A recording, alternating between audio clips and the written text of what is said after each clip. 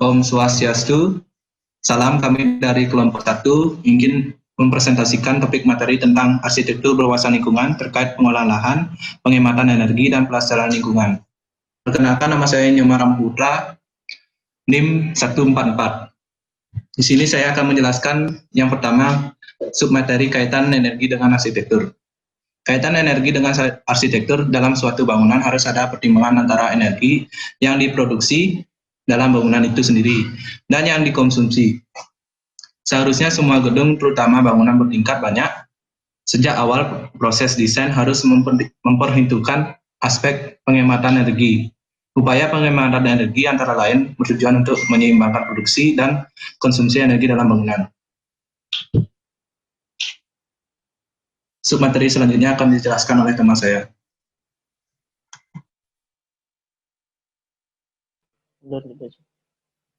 Nama saya Edo Bagus Agung Ramarsputra, NIM 114. Saya akan menjelaskan kaitan antara lingkungan dengan lingkungan terbangun. Arsitektur memiliki bangunan keterkaitan yang kuat dengan lingkungannya. Arsitektur sangat mempengaruhi lingkungan sekitarnya. Begitu pula sebaliknya. Lingkungan sekitar akan memberi pengaruh terhadap arsitektur yang ada di dalamnya. Sebuah karya arsitektur harusnya mampu beradaptasi dan berinteraksi dengan baik terhadap lingkungan di mana ia berada. Selanjutnya akan dijelaskan oleh teman saya.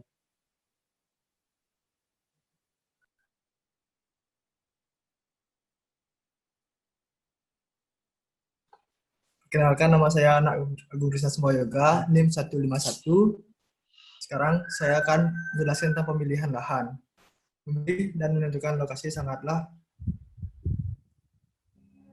penting pada tahap awal proses mendesain arsitektur berkelanjutan. Tujuannya agar dapat mengurangi dampak negatif bagi lingkungan bangunan tersebut. Misalnya, dengan menggunakan atau penggunaan kembali struktur dan infrastruktur yang telah ada, sehingga tidak menambah kerusakan lingkungan berikutnya.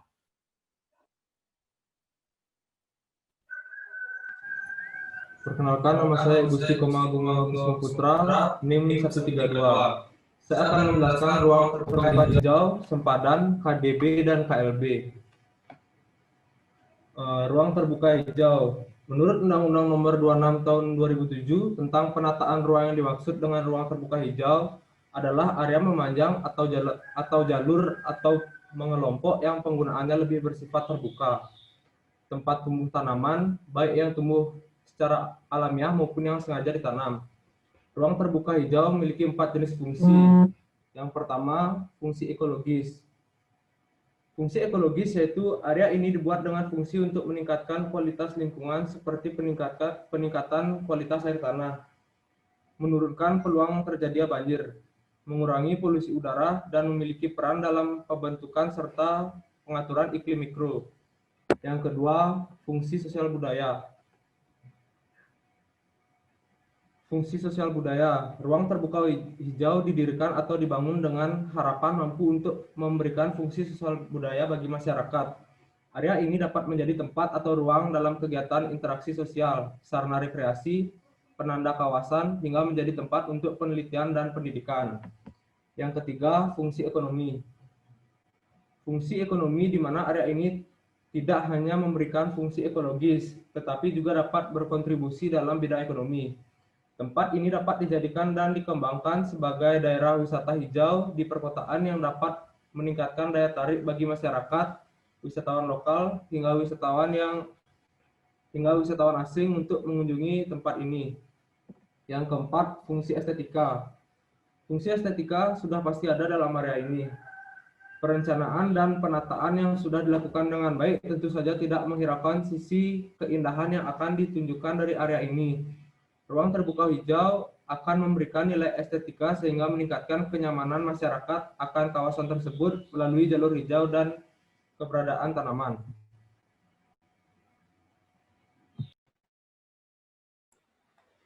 Perkenalkan, nama saya Agung Made Agung Ramajaya, NIM 156. Saya di sini akan menjelaskan submateri mengenai sempadan bangunan. Dalam penjelasan di pasal 13 Undang-Undang Nomor 28 Tahun 2002, garis sempadan bangunan atau GSB tersebut memiliki arti sebuah garis yang membataskan jarak bebas minimum dari sisi terluar sebuah masa bangunan terhadap batas lahan yang dikuasai. Pengertian ini dapat disimpulkan bahwa GSB ialah batas bangunan yang diperbolehkan untuk dibangun rumah atau gedung. Patokan serta batasan untuk cara mengukur luas GSB atau garis padan bangunan ialah as atau garis tengah jalan, tepi pantai, tepi sungai, rel kereta api, dan atau juga jaringan tegangan tinggi. Selanjutnya akan dijelaskan oleh teman saya. Perkenalkan, nama saya Igusti Ngurah Suryadiaksa, NIM 139. Saya akan menjelaskan submateri koefisien dasar bangunan atau KDB. KDB adalah perbandingan antara luas lantai dasar bangunan dengan luas tanah, atau LB garis miring LT X 100%. Koefisien yang digunakan biasanya berupa persen atau desimal. Misal, 60% atau 0,6. KDB ini bertujuan untuk mengatur besaran luasan bangunan yang menutupi permukaan tanah. Hal ini akan mempengaruhi infiltrasi air tanah atau ketersediaan air tanah untuk masa yang akan datang. KDB dapat dimengerti secara sederhana adalah nilai persen yang didapat dengan membandingkan luas lantai dasar dengan luas coupling. Kalau kita mempunyai lahan 300 meter persegi dan KDB yang ditentukan 60%, maka area yang dapat kita bangun hanya 60% kali 300 meter persegi, atau sama dengan 180 meter persegi. Kalau lebih dari itu, artinya kita melebihi KDB yang ditentukan dengan rumus LB garis miring atau LT kali 100%. Submateri selanjutnya akan dijelaskan oleh teman saya.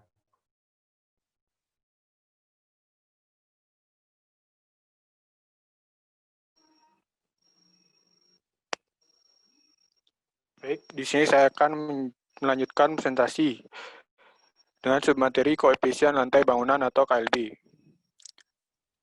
KLB adalah perbandingan antara luas lantai bangunan dengan luas tanah. KDB X N, dengan N jumlah lantai atau tingkat bangunan. Angka koefisien yang digunakan biasanya berupa desimal, misal 1,2, 1,6, 2,5, dan sebagainya. Peraturan akan KLB ini akan mempengaruhi skyline yang tercipta oleh kumpulan bangunan yang ada di sekitar. Tujuan dari penetapan KLB ini terkait dengan hak setiap orang atau bangunan untuk menerima sinar matahari. Jika bangunan memiliki tinggi yang serasi, maka bangunan yang di sampingnya pun dapat menerima sinar matahari yang sama dengan bangunan yang ada di sebelahnya. Contoh, setelah kita menghitung luas lantai dasar beserta lantai atasnya, ternyata luasnya 200 meter persegi. Kalau lahannya 200 meter persegi, maka nilai KLB bangunan kita adalah 1,0. Kalau ditentukan KLB di rumah kita 1,2, maka nilai KLB kita masuk yang tidak boleh adalah melebihi dari yang ditentukan. Kalau KDB ditulis dalam bentuk persen, misal KDB 50%, maka KLB ditulis dalam bentuk desimal, misal KLB 2,4. Rumusnya KDB kali N dengan N sama dengan jumlah lantai atau tingkat bangunan. Sekian, selanjutnya akan dilanjutkan dengan teman saya. Baik, nama saya Imade Dwi Wisnu Saputra, NIM 121 akan melanjutkan presentasi mengenai zonasi kota. Landscape arsitektur pembangunan kota memerlukan dua instrumen penting, yaitu pertama development plan dan kedua development regulation. Tanpa kedua instrumen tersebut, maka pembangunan kota tidak dapat berjalan sebagaimana mestinya. Development plan adalah rencana tata ruang kota yang umumnya di semua negara terdiri dari 3 jenjang rencana yang baku, yaitu rencana makro, rencana meso, dan rencana mikro. Sedangkan development regulation atau peraturan zonasi adalah suatu perangkat peraturan yang dipakai sebagai landasan dalam menyusun rencana tata ruang mulai dari jenjang rencana yang paling tinggi atau rencana makro sampai kepada rencana yang sifatnya operasional atau rencana mikro. Di samping juga akan berfungsi sebagai alat kendali dalam pelaksanaan pembangunan kota. Selanjutnya akan dilanjutkan oleh teman saya.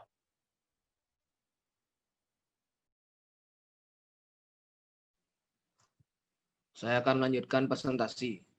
Nama saya Putu Haris Artayoga, NIM 135. Yang keenam adalah lanskap arsitektur hemat energi. Adalah jenis lanskap yang dirancang untuk tujuan menghemat energi. Ada perbedaan antara energi yang ditanamkan dari material dan pembangunan lanskap, dan energi yang dikonsumsikan oleh pemeliharaan dan pengoperasian lanskap. Selanjutnya akan saya serahkan pada presenter. Terima kasih atas perhatiannya. Sekian dari kelompok kami. Apabila ada salah kata maupun materi yang kurang jelas, mohon maaf. Kami tutup dengan Parama Santi. Om Santi Santi Santi Om.